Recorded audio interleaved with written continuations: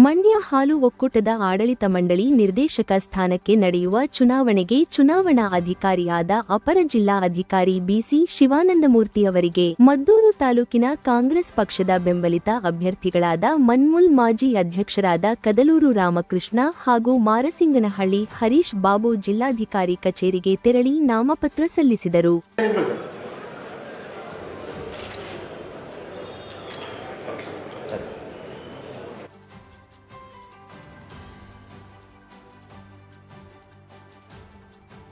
ಬಳಿಕ ಸುದ್ದಿಗಾರರೊಂದಿಗೆ ಮಾತನಾಡಿದ ಮನ್ಮೂಲ್ ಮಾಜಿ ಅಧ್ಯಕ್ಷರಾದ ಕದಲೂರು ರಾಮಕೃಷ್ಣ, ಮದ್ದೂರು ತಾಲೂಕಿನಲ್ಲಿ ಕಾಂಗ್ರೆಸ್ ಬೆಂಬಲಿತ ಅಭ್ಯರ್ಥಿಗಳಿಗೆ ಮತದಾರರ ಒಲವಿದ್ದು, ಜೊತೆಗೆ ಸಚಿವರು ಹಾಗೂ ಶಾಸಕರ ಆಶೀರ್ವಾದವಿದೆ. ಆದ್ದರಿಂದ ಇಬ್ಬರು ಅಭ್ಯರ್ಥಿಗಳು ಗೆಲ್ಲಲಿದ್ದಾರೆ ಎಂದು ವಿಶ್ವಾಸ ವ್ಯಕ್ತಪಡಿಸಿದರು. ನಮ್ಮ ಮಿನಿಸ್ಟರ್ಗಳು MLAಗಳ ಆಶೀರ್ವಾದ ಚೆನ್ನಾಗಿದೆ. ಮದ್ದೂರು ತಾಲೂಕದ ಕೆ ಮೋದಿಯವರ ಆಶೀರ್ವಾದ ಮತ್ತು ಡಿಸ್ಟ್ರಿಕ್ಟ್ ಮಿನಿಸ್ಟರ್ ಚೆಲುವರಾಯಸ್ವಾಮಿಯವರ ಆಶೀರ್ವಾದ ಚೆನ್ನಾಗಿದೆ. ಅದರಿಂದ ನಾವು ಎರಡೂ ಗೆಲ್ತೀವಿ.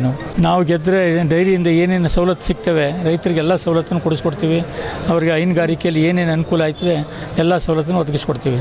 ಅಭ್ಯರ್ಥಿ ಮಾರಸಿಂಗನಹಳ್ಳಿ ಹರೀಶ್ ಬಾಬು ಮಾತನಾಡಿ, ಮಂಡ್ಯ ಜಿಲ್ಲೆ ಉಸ್ತುವಾರಿ ಸಚಿವರುಗಳಾದ ಚೆಲುವರಾಯಸ್ವಾಮಿ ಹಾಗೂ ಮದ್ದೂರು ತಾಲೂಕು ಶಾಸಕರಾದ ಉದಯರವರ ಅಧ್ಯಕ್ಷತೆಯಲ್ಲಿ ಎಲ್ಲಾ ಕ್ಷೇತ್ರಗಳನ್ನು ಪ್ರತಿಷ್ಠೆಗಳನ್ನಾಗಿ ತೆಗೆದುಕೊಳ್ಳಲಾಗಿದೆ.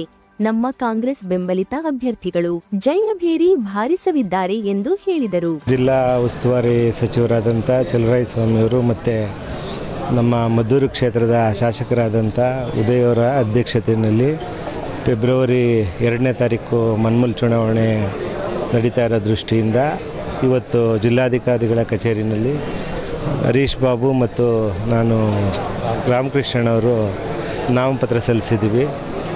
ಎಲ್ಲ ಮನ್ಮೂಲ್ ನಿರ್ದೇಶಕರ ಸ್ಥಾನದಲ್ಲಿ ಮಂಡ್ಯ ಜಿಲ್ಲೆಯಲ್ಲಿ ಎಲ್ಲ ಸೀಟನ್ನು ಪ್ರತಿಷ್ಠೆಯಾಗಿ ತಗೊಂಡು ಗೆಲ್ಲೇಬೇಕಾಗಿದೆ. ಹಂಗಾಗಿ ಮದ್ದೂರಿನಿಂದ ನಮ್ಮದಿಬ್ಬರದ್ದು ಸಿಂಡಿಕೇಟ್ ಇದೆ. ಹಂಗಾಗಿ ಇವತ್ತಿಬ್ಬರೂ ಸಿಂಡಿಕೇಟ್ನ ಜೊತೆಯಲ್ಲೇ ನಾಮಿನೇಷನ್ನ ಸಲ್ಲಿಸಿದ್ದೀವಿ. ಮುಂದಿನ ಫೆಬ್ರವರಿ 2ನೇ ತಾರೀಕು ನಡೀತಕ್ಕಂಥ ಚುನಾವಣೆಯಲ್ಲಿ ಇಬ್ಬರನ್ನು ಗೆಲ್ಲೇಬೇಕು ಅನ್ನುವಂಥದ್ದು.